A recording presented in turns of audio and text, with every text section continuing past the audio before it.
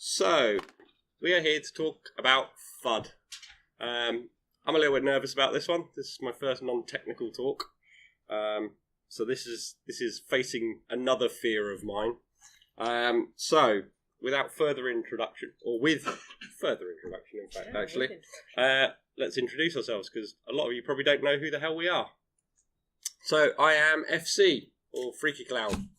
If you look at my CV or my LinkedIn, you'll see something like this. Co-founder of Redacted Firm, head of pen testing, head of social engineering, head of physical assessments, head of cyber research for a massive defence firm, that sort of thing.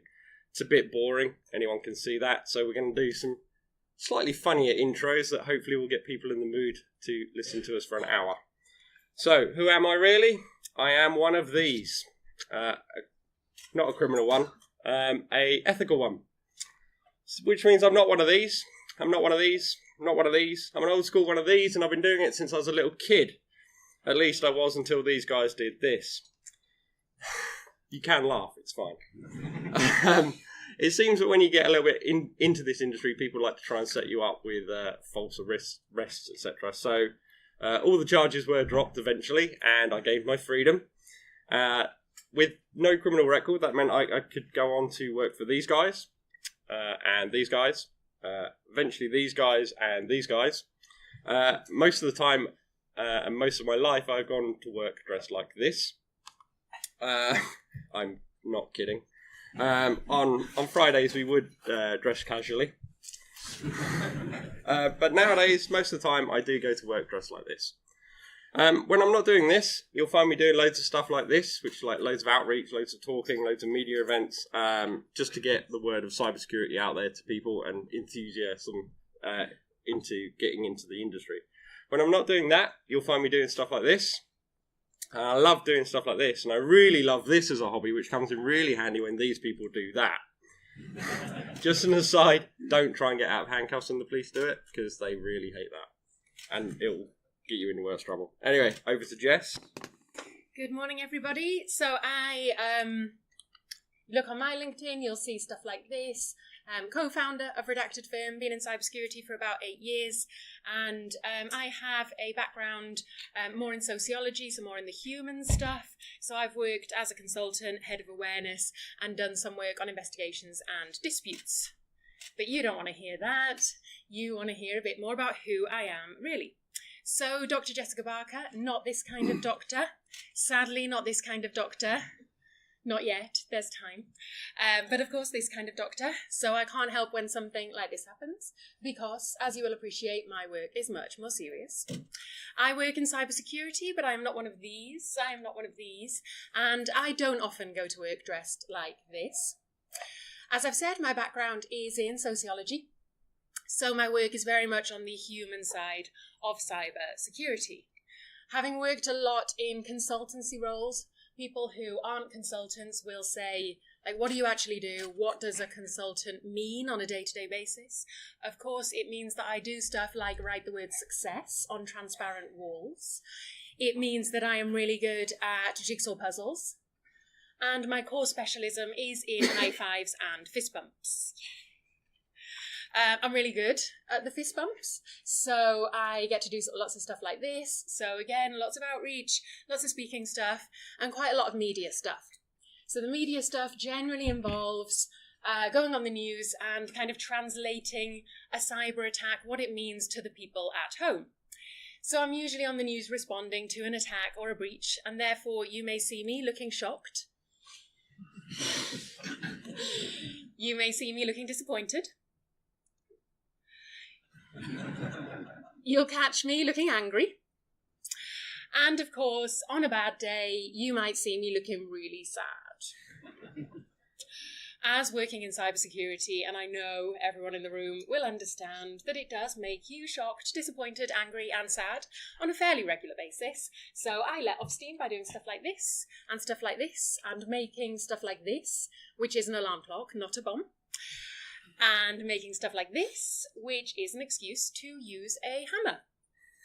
So, this morning we are talking about something different. We are talking about FUD and how to leave FUD behind. And we're talking what makes it a different talk for us. I've talked a little bit professionally about fear in particular, but we're also talking about it on a sort of personal level as well. So it's quite a different talk for us. Hopefully you'll get something from it. But to begin with, we thought, of course, what we need to do is clarify what is FUD. This GIF made us laugh so much. If you don't get the context, I'm really sorry. But we wondered if we would get past this slide because we just laugh at this GIF so much. So what is FUD? FUD, of course, is fear. And fear is an emotion. It's an emotion that we sometimes in this industry try and elicit in other people as a way of getting them to listen to us, as a way of getting traction with them. Research, though, has shown that if you try to use fear to change someone else's behaviour, it only works if the behaviour, the outcome that you want, is for them to do nothing. So if you want to paralyse them, then using fear is actually quite effective. But if you want them to take an action, then basically it's not going to work. So I'm going to talk a bit more about that, but we're going to talk about kind of fear internally as well. And although you might not be able to use fear to change someone else's behaviour, you can use fear to change and challenge your own behaviour. So we're going to touch on that in a bit. We've got fear. We have, of course, also got uncertainty. Uncertainty is an interesting one. Uncertainty has been shown to cause a lot of stress if you live in very uncertain times, if you're dealing with very uncertain circumstances. So probably the most sophisticated study on uncertainty into how we react was published a couple of years ago in 2016, and participants were playing a computer game. And when they turned over a rock in that computer game, sometimes there was a snake underneath the rock. When there was a snake underneath the rock, they would get an electric shock. If they turned over the rock and there was no snake, they wouldn't get a shock. And what the researchers found is that when uncertainty was at its highest, so when the participants worked out that there was a 50-50 chance of there being a snake underneath the rock, they were the most stressed. So they were sweating the most, their pupils were the most dilated, and they also self-reported stress as well. So what this tells us is that when we use uncertainty, when we talk in very uncertain terms with our users or with people at home, then we are really stressing them out. And when people are stressed, they usually don't make the best decisions. So we've got fear, we've got uncertainty, and of course, most commonly when you talk about FUD, people are referring to doubt. Now, when you think about doubt, it's actually very similar to uncertainty. In fact, if you look up the dictionary definitions, then you'll see uncertainty features in the dictionary definition of doubt, and doubt features in the dictionary definition of uncertainty. So they're pretty much the same thing. But we wanted to put a picture of Gwen Stefani in and make a pun, so it was worth touching on. And it's also interesting to think about what causes uncertainty and doubt. And actually, one thing that causes uncertainty and doubt is another D that is sometimes referred to in FUD, and that is disinformation. Disinformation, of course, a very hot topic at the minute. It's being discussed probably more than it has been for quite a few years, thanks to global politics. Disinformation is interesting because, of course, it causes another D, which is distrust. And so it's interesting to think about how spreading disinformation causes distrust, which is a challenge for us in the industry, because we want people to trust us. We want people to listen to us. We want to influence people. And if people distrust voices of authority or expertise, then that's more challenging for us to get the message through. Finally, there is one more D that people sometimes refer to when they say FUD, and that is discomfort. And despite the picture, I don't mean the kind of discomfort you might feel at the dentist, although probably that picture is quite relevant for a talk about fear and uncertainty. But I'm talking about discomfort that you cause in someone when you make them feel embarrassed or anxious. And of course, this is something that perhaps unwittingly we sometimes do as an industry. We have a bit of a narrative of users are stupid, people are the problem, and this causes people to feel not particularly comfortable with us. It causes them to feel embarrassed. It causes them to not want to ask a question of IT, not want to report incidents, because they want to avoid looking like a fool. So again, when we think about discomfort, it's something that is very interesting and very applicable to think about for our industry. So that's kind of setting the context for what we're talking about on a personal and on a professional level.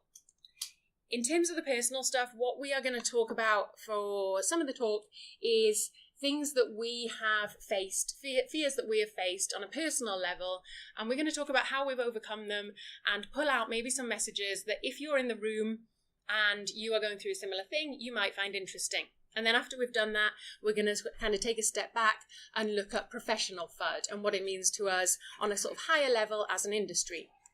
There's plenty of seats around at the front or anything if you want to go in. Yeah, if anyone if you want to go and sit down, do feel free now's to... a great time to do it. Go. There are loads of seats. There is loads of seats down here. And the front row, isn't full of spiders or snakes or anything, so you can sit on the front row. Yes. Yeah. It's the ceilings. They're in the ceilings. Oh, God.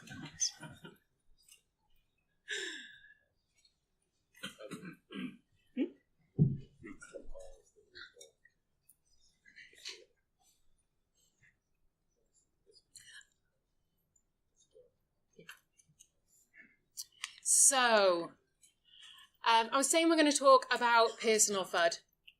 And the most sort of applicable thing for me to talk about here is, ironically, for someone who has stood up and talking in front of a few hundred people, is about speaking. Does anyone in the room have a fear or a dislike of speaking in public? Would you like to speak in public? Keep your hand up if you'd like to speak in public, but it makes you feel anxious or a bit scared. Don't be shy, you're not being recorded, only I am. Right, so quite a lot of people can probably relate to what I'm going to talk about. So, I had to put this one in. So, this slide is about imposter syndrome, which I think ties into a fear of speaking. It's probably not the only cause, for sure, but I think imposter syndrome is one of the causes of a fear of speaking. And I've done some stuff, and I'm not going to talk about it now because I've been talking about it for the last couple of years, but I've done some stuff around imposter syndrome, and from kind of Twitter polls and stuff, it seems like it's quite high in this industry. From conversations with people, it's something that a lot of people in the industry wrestle with, because we are in an industry where everyone is quite smart, and so it's quite common to worry that we're not the smartest person in the room, or we're not as smart as everyone might think we are. And so when you get up to speak, there is a worry that you are going to be exposing what you don't know, that you might suddenly forget what you had planned to talk about, that you might be asked a question that you can't answer. So imposter syndrome, I think, ties into this. So I used to be really scared of public speaking. I was absolutely terrified. If I think back to particularly kind of doing my undergraduate degree, my master's degree, if anything came up where I had to speak in front of, say, 10 people, I would be terrified for months in advance. I would wake up in the middle of the night thinking oh no, it's only 100 days until I've got to do this seminar presentation. And I would start to panic about it. When the day arrived, I would be incredibly nervous. I wouldn't be able to eat. I would go bright red. I would shake.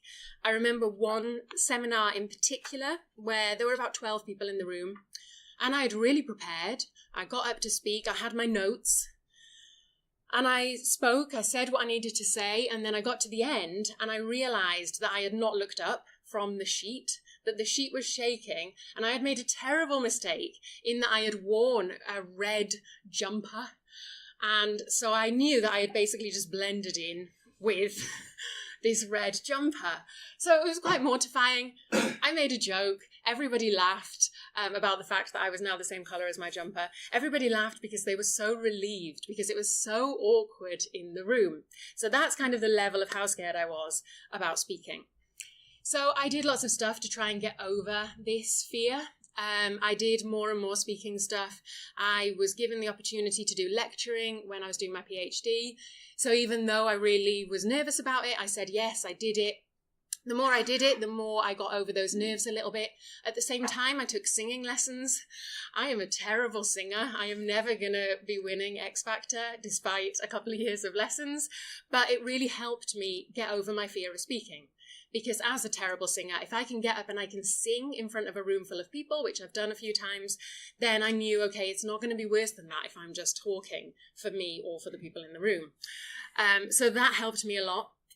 I then took a job in cybersecurity where I was delivering training. And again, this helped me start to get over it. I got much more confident speaking in front of people. I was then asked to speak at B-Sides Manchester, and it was suggested that I submit to IrisCon. Brian Honan suggested I submit to IrisCon and go and speak in Ireland about my work. And suddenly the nerves came back. Because it's one thing kind of doing lecturing, it's one thing doing training, it's another thing speaking in front of your peers. And that for me added a whole new dimension, probably tying into the imposter syndrome stuff. But I did it. It wasn't terrible. I was very nervous and that probably showed, but I just carried on. I got a bit of a bug for it. I spoke at more and more things. I spoke at SteelCon. I kept submitting to call for papers and speaking. And every time I did it, I just got a bit better. So this was about 4 or 5 years ago. And now I am a pretty confident speaker. I actually really enjoy doing this. And to the extent that it's now something I do and I get paid to do. Last year I've lost track of how many non-public talks, but I know I did 34 public talks. You can probably double it in terms of the non-public talks, let alone the training stuff I did. So I've got better at it. I've got more confident at it. I'm doing a lot of it, traveling around, getting paid to do it. And honestly, I've gone from the most terrified, most timid person to someone who is fine getting up and speaking to 3,000 people, which is probably the biggest talk that I've done in total. So what I've learned from doing that and some of the things that have helped me get better, and if speaking is something that makes you nervous, one of the key things for me to keep in mind is that the audience in general doesn't hate you. Like, there might be 1 or 2 people in the room. There might be 1 or 2 people in the room. But in general, they don't hate you. They don't want you to fail. People are actually quite nice. So kind of think of your audience as a friend. And for me, when I get up and talk, I try and just think of it as a conversation. And having a conversation with someone, I mean, it can be scary, but it didn't terrify me on the same level as speaking in front of hundreds of people. So really, what's the difference? If I can talk to 1 person, I can talk to 1,000, I can talk to 10,000. That's the big learning message for me.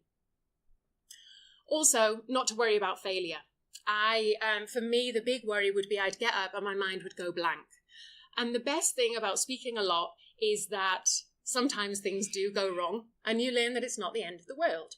So if anyone was at B-Sides Leeds B-Sides London, the year before last, and you saw my talk on cyber, the word cyber, you'll know I got to one slide and my mind went completely blank. It was like the thing I'd always worried about. What are you going to do? You're going to make a joke and you're going to skip the slide and it's going to be fine. And people will remember, but also people will forget. And it doesn't mean anything, really. As long as you're confident, as long as you make a joke, then what is the worst that can happen? Are you going to die from your fear of speaking? I mean, you might get up on stage and die, but if that happens, it was going to happen anyway. It's probably not a factor of being up on stage. So thinking about what's the worst that can happen, you're still going to be alive, you're still going to have your friends, people are still going to like you, you're still going to be there at the end of the day. So what have you got to lose? Every time it does get easier, it does get better. After a couple of times, you will get the bug and you'll want to keep on doing it. And the best place to start is with local meetups, with rookie tracks, with lightning talks. So if you feel like you want to do this and the only thing that's stopping you is that you feel scared, then take it from someone who's been there and just jump in at the deep end. Speaking of jumping in at the deep end, I am going to hand over to FC. Oh, right. So I'm incredibly nervous about this because this is there's a fear I'm going to face now, which is talking about my personal life, which I very, very rarely do to Jess, let alone to an audience. So, who here has a fear of swimming? Great. Thanks to There's a the couple of people. 2 people. Excellent. Right, so I have a fear of swimming, or rather, actually, it's a fear of water. I've had a fear of water since I was a little kid. In fact, up until very, very recently, to the point where a very full bath would actually make me very nervous. And you're probably thinking, what the fuck? How did this happen? How did this guy get so scared of water? And how is he now swimming? Yeah. So, first little origin story. So, where did this come from? I think the only way you can get over a fear is to figure out where it came from. Yeah. Who here has a fear of something? Basically everyone, right? This is going to hopefully help you. So, understand where your fear came from is very, very important, because then you can focus on the fact that it's just an emotional response triggered by certain things around you. So, where did my fear of water and swimming come from? It came from my father. My father was a great man. He really, really was. He was great at drinking. He was great at hitting me. He was the sort of man that would put his cigarettes out on your arm in the morning, and then by the evening he'd whip you with the metal end of his belt. So, yay, Dad. He had a rowboat. Not a massive yacht, but just a shitty little rowboat, the sort of thing that you take your kid out fishing in. Or, in my father's case, he would take you out in and then chuck you over the side and then hold you under the water to try and get rid of you, because he really didn't like you. Thankfully, I'm a stubborn little shit. And I didn't die. Yay! So he tried again. Thankfully, by this point, again, I didn't die, so I thought I was Highlander at this point, right? However, what that meant was I had an absolute fear of water. I didn't go in a boat with him again, ever. In fact, very rarely would go near open water. In fact, if I went near a swimming pool, I would be at least 8 feet away from the edge in case I fell over. So how do you get past something like that? For 40 years, I never went near a pool. There are certain key things that you need in order to get over a fear like this. One of the most important things is finding a reason to do it. Now, I'm not going to get all soppy over this, but Jess is the reason for me doing this. It needs to be something that you want more than the fear stops you. And it's very, very important. And the second most important thing you need to get over a fear of swimming in water is YouTube. I kid you not. Once I decided that I wanted to learn how to swim, get in the water, I went to YouTube. I watched about 400 videos on how to swim. Sat there in my living room figuring out what I needed to do. We went to a local swimming pool at our gym, and after a few false starts, I just literally jumped in and held my breath and tried swimming. Just how the video showed me, right? Enthusiasm will always make up for a lack of skill. And that's true of anything. So nowadays I can swim. I think I had to try and find a really good shot of me not semi-naked here. So this scary photo is the best you're going to get, thankfully. So I can swim. It took me a long time to get over it. I'm not the best swimmer in the world. You do get overconfident sometimes. I did almost drown again in a pool because I thought, hey, I can swim. I can be in this pool on my own, right? In the deep end. No, you can't, because panic sets in because I still have a slight fear. And this is something we'll touch on a bit later, is that fear doesn't just stop. It will come back and haunt you sometimes, and it just will slowly get better. It takes a lot of time. So my other fear that I have is flying. This is something very recent, in fact. It's not just flying. It's flights of other sorts as well. Flights of stairs. In fact, heights. I have a fear of heights. Who here has a fear of heights? Hopefully this will help you. How many people here have never been on an aeroplane? One person. Right. Up until 6 months ago, I had never been on a plane, ever. So I'm going to tell you how I now get on planes. But first again, the origin story. Where did this fear come from? Why have I got a fear of heights? I was a little kid. Like, kids aren't tall. I didn't have a fear of being tall. So again, it came from my father. The gift that keeps on giving, right? So where we grew up, in our house, we had a set of concrete stairs, which was great. Nice and hard wearing. However, my father thought that I wasn't quick enough as a kid or something, so he decided to chuck me down the stairs with his foot. A few seconds later, I had several broken bones, a massive 6-inch fracture in my skull, which you can still feel today, and a fear of heights. Right, so how do you get over something like that? How do you start to piece together your life and get over fear? Because at this point, up until 6 months ago, I wouldn't go into a building higher than 3 floors. That's how bad my fear of heights was. So how do you get over this? Well, it all started with a rendition flight. Almost a rendition flight. See, a friend of mine, who's a bit scary, decided that I needed to get over my fear of flying. So decided to book me a empty seat on a rendition flight to the States. I decided that this is not going to work. You can't have someone else tell you how to get over your fear. You have to use it yourself to drive your own behaviours. Someone else can't do it for you. So we argued a bit about it, and eventually what he did was he brought me a piloting lesson. Right, so the first plane I'm ever going to step into in my life, I am going to be flying. I've never flown a plane either. So that was a bit scary. I'm sure Jess was just as scared as I was. And yes, I do look nervous there, because I'm about to do something that is absolutely terrifying to me. But after a couple of minutes of swearing constantly, we got up to 2,500 feet, and we flew around for a bit, and we landed, and that was cool. It didn't kill me, surprisingly. And so from that stage on, I knew that I had to keep getting better. You can't fly around the world in a tiny little plane, so you have to upgrade. So I upgraded to commercial flying. Did a course with BA.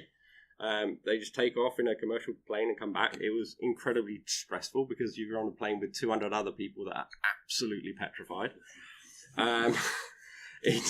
It was worth it though. We got onto a plane. So this is a photo from one of my very first commercial flights. I think it was to Spain. And as you can see, I look happy. I am not. I am absolutely fucking petrified in this photo. But this is one of the other key things, which is if you're scared of something, behave how you want to behave. Behaviour will be led by how your body is reacting. So if you're happy, your body will start to react that you're happy. Also, most people on a plane, I think it's about 70% of people on a plane are absolutely scared in some degree of flying. So make it easier on them as well. If they see someone happy and reading a book or watching a movie, it makes their lives easier as well. So you're not only helping yourself, you're helping everyone around you. They just feel a bit calmer. And so now, 6 months later, I've been paid to fly to 6 different countries. So in only 6 months, I've managed to get over a lot of the fear of flying and get around the world and do a lot of things I could never have done. In fact, just before we came here today, one of our clients is paying for us to fly to Singapore to give a speech. That's a 14-hour flight. I'm actually quite nervous of that, but I'm very happy that I'm going to get to fly halfway around the world for free, which I would have never have done if I'd never got on a plane on the first flight. So how do you get over something like this? Or in fact, all fears? You have to go back to what the root of the fear is. Why am I scared to get on a plane? Why am I scared of heights? Why am I scared of getting in water? It all comes down to death. Honestly, right? I'm scared of dying. That's why I didn't want to get on a plane. Yeah, that's stupid. Because everyone has to die. And I can choose my time of death no more than anyone else. So I might as well do the thing that is stopping me from getting around and having a really good life. So why do we fear death? Anyone? Why do you fear death? You want to live longer. Yeah? You don't want to die, you want to live a bit longer. So why do you want to live a bit longer? It's because you want to do things. You're like, if I die now, I'll never get to do the thing. I'll never get to build a house or paint a picture or do this cool talk or something like that. Yeah? It's always about the thing you're going to do. So the only way to get past your fear of death is to do the things on your list that you want to do. Stop holding back. Go out and do it. And one of the things I say, and I want you to take away from this, is death is only feared by those that have achieved nothing. If you've achieved everything you want in your life, if you have achieved the things that make you happy, you no longer fear death because you know that you have done everything that you can. There's always more you want to do, and that's what drives you every morning to get up and do those things. But don't be scared. Go out, do the thing that makes you happy. And then you won't be so scared of doing these things. So, what helps to get over these fears? Time. It always takes time to get over these things. I know I've said I've taken 6 months to get over the fear of flight. No, it's taken me 40 years and 6 months. The 6 months is the bit where I actually did the first step. You need to do the thing more than you fear it. And that's really hard to do. You have to kind of go, okay, the fear is stopping me, but it's just an emotional response. It's no different from being in love or being excited about Christmas or something like that. It's just a chemical response in your head to a bag of chemicals that you're carrying around in your skin. So just understand that that's holding you back. Again, fake the confidence until you make it. Be happy. Be how you want to be seen in the thing that you're doing. Don't be shy about seeking professional help. And I don't mean like psychiatry, but unless you need it, obviously. But go on courses. There's training courses for basically everything now. Go to talks. I saw a brilliant talk by Dr. Grigoros about plane hacking, which was amazing. And it really made me feel a lot safer about planes. Who knew? So thanks to him. Focus on the facts. So do your research. Don't just be driven by your emotional response. Go and look at the data. Everyone here is probably data driven. I can guarantee it. So go and look at the data and go, actually, turbulence isn't bad. It's uncomfortable, but it's not dangerous. So, crack on, do it. So that's it from me for a while. So we're going to move back onto professional FUD. It's not it for me. It's not. I'm sorry. I'll stay a bit longer and talk about InfoSec FUD. In fact, sorry about that. So this industry is driven by FUD. I don't know if anyone's noticed it, but it's basically everywhere, and it's been entwined with InfoSec since a very long time. In fact, since 1975, when Gene Amdahl, I don't know how to pronounce his last name, from IBM. He left IBM and he coined the term FUD when describing IBM's sales techniques. And it's been around since. The biggest one that I can think of is the Y2K bug. This came around just before 2000, obviously. And it hit the headlines everywhere. It was going to be the end of the world. It was a computer thing that was going to destroy us all. Planes were going to fall out of the sky. Banks were going to crash. The world was dead. Dogs and cats living together, mass mayhem, right? It didn't happen, right? There was some issues, but we fixed them. But the public never saw that. And so to the public, there was this massive build-up of stuff. And then nothing happened, and everyone was like, shit, we're still here. Guess I need to go back into work. So this happens a lot, and the public see this, and they go, well, why should we trust those InfoSec people? And it's been going on a downhill since then. Even nowadays, we see incredible false claims in the media. Again, plane hacking. This guy didn't do this. It was found out pretty quickly that he couldn't do this because it's impossible, right? From how the planes work, you can't do this. And so again, the public are kind of spooked into oh my god, planes are going to fall out of the sky. And then we're like, no. And they're like, oh, okay. Why did you say you did then? Yeah, so one person can have a profound impact against the public. And we use it a lot in this industry to sell our products. We use FUD all the time. For example, GDPR. Everyone's heard of it now. Yeah? Scary! You must be GDPR compliant soon by May, I think it is now this year. Yeah, otherwise your world is going to end. You're going to get $40 or $20 million fines. Yeah, no, that's the maximum fine that they can give you, not what they will probably give you.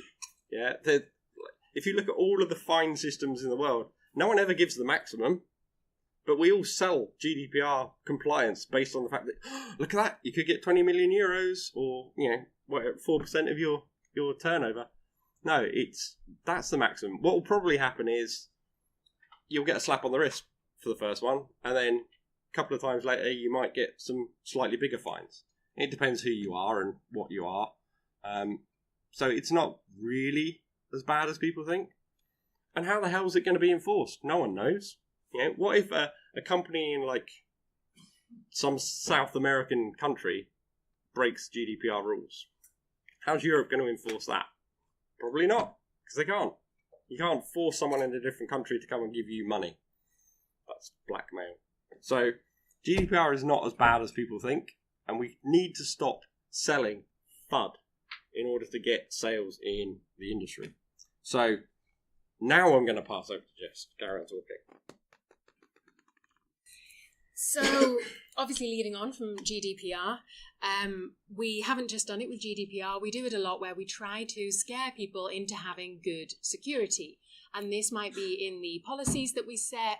Often, obviously I've done a lot of stuff in training, so I've particularly noticed it in organizations training.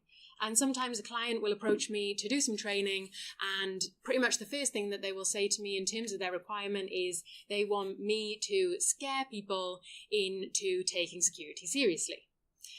And the problem with trying to scare people to elicit a behavior is that basically it's a very blunt tool. And psychologically, it doesn't really work. As I said earlier, when we want people to take action, scaring them isn't going to really necessarily lead to the action that we want. So again, I've talked about fear in some of the talks. It's actually what I talked about, ironically, in the B-Sides Manchester keynote that I was quite scared of.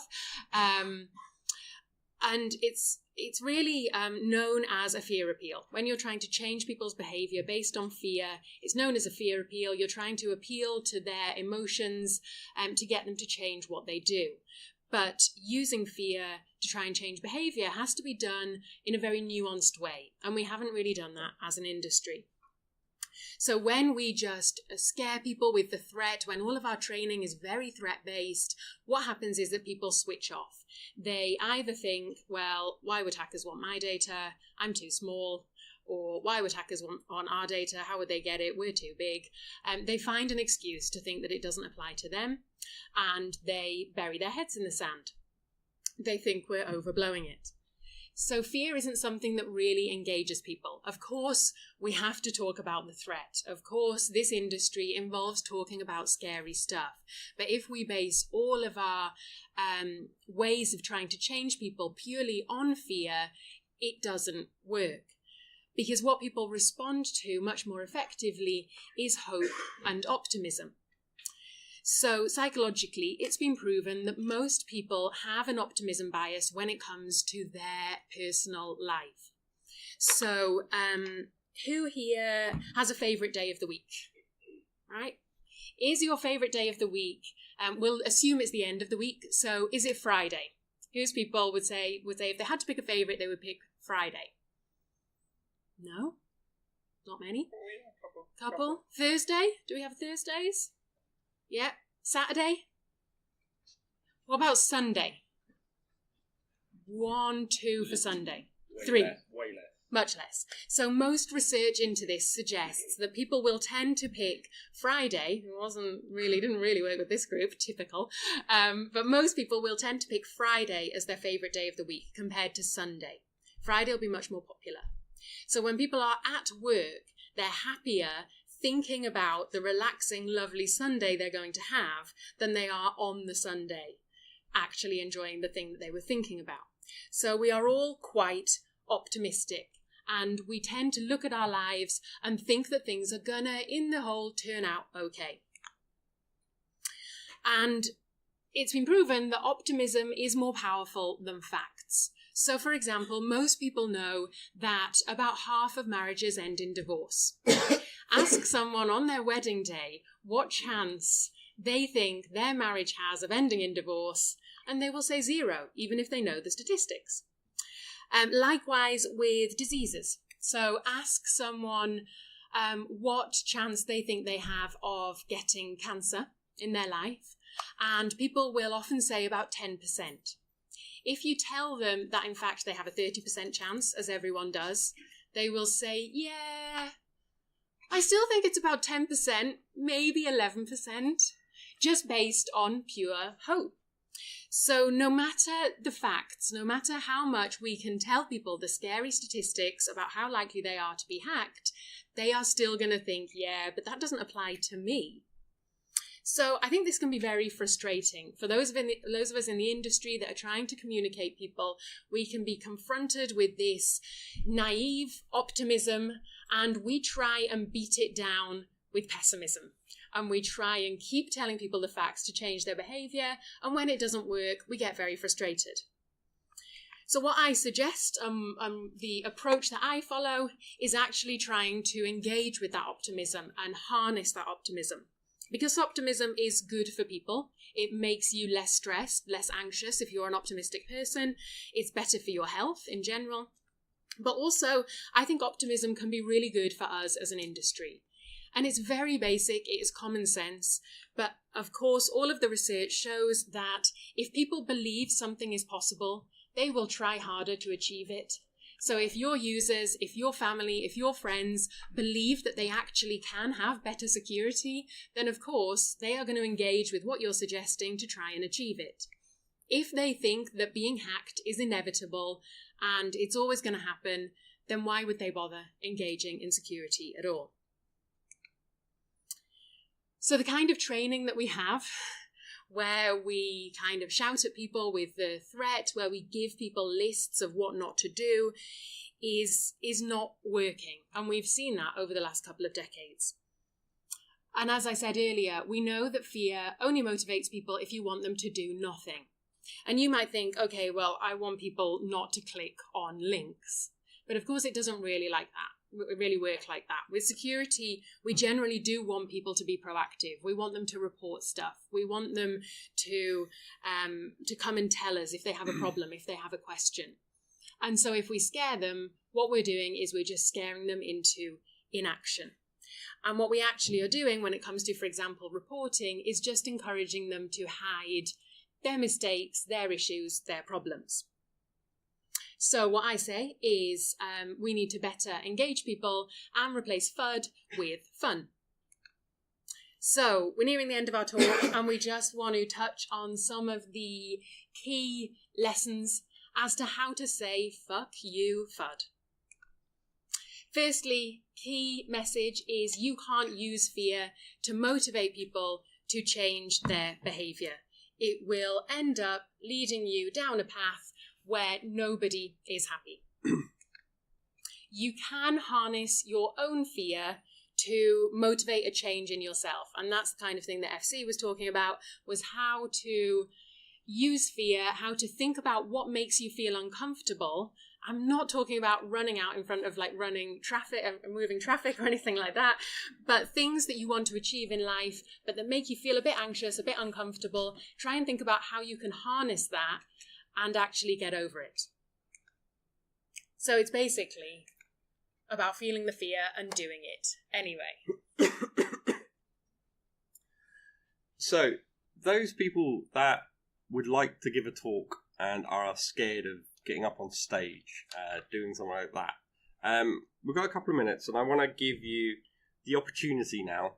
You don't have to take it, but for those people that would like to, who would like to come up here on stage, stand here, have a look at the audience, see how bad it is, realise that you're not going to die, and you'll get a sense of what it's like to stand up and give your first talk. You don't have to say anything. You can come up, you can say hello, my name is blah, and then go and sit down, or you can just come up just to see what it's like. So give us a fist bump. Yeah, give us a fist bump. So if any of those people that were nervous of speaking, if you want to come up, you can. Come on. Does anyone want to? Hey! Yay! Great. Yeah, this is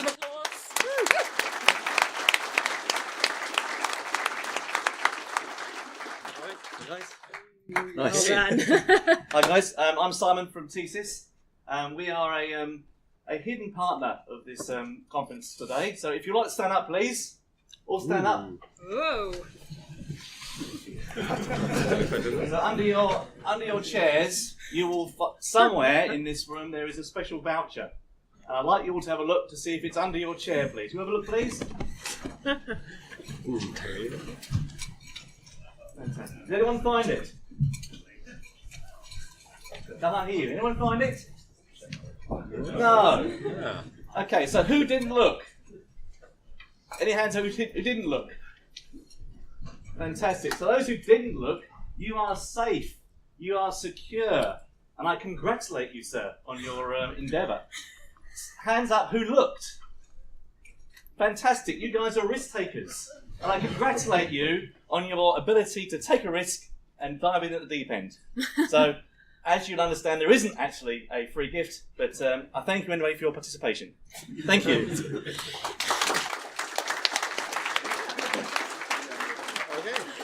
That was not planned. That wasn't planned at all. But you have all been on your feet Yeah. and taken a risk. If anyone else wants to come up, if anyone else has a voucher they want to announce, Or not a voucher. feel free. Feel free. You don't have to. If not, thank you very much from Jess and I. Really hope you enjoy the rest of the conference. We're going to be around for a little bit today. And that is because there will be a competition. You can win one of these fantastic, very exclusive redacted t-shirts. No one else in the world has them yet. True story. So there is a QR in the program. Go to it, see the questions, do it. We're going to announce the winner at 12, not 12:30, 12 in track 1. So here. So it will be open in about 5 minutes once I get online and quickly do the blog post. Thank So you, thank you very everyone. much. Go and enjoy your day.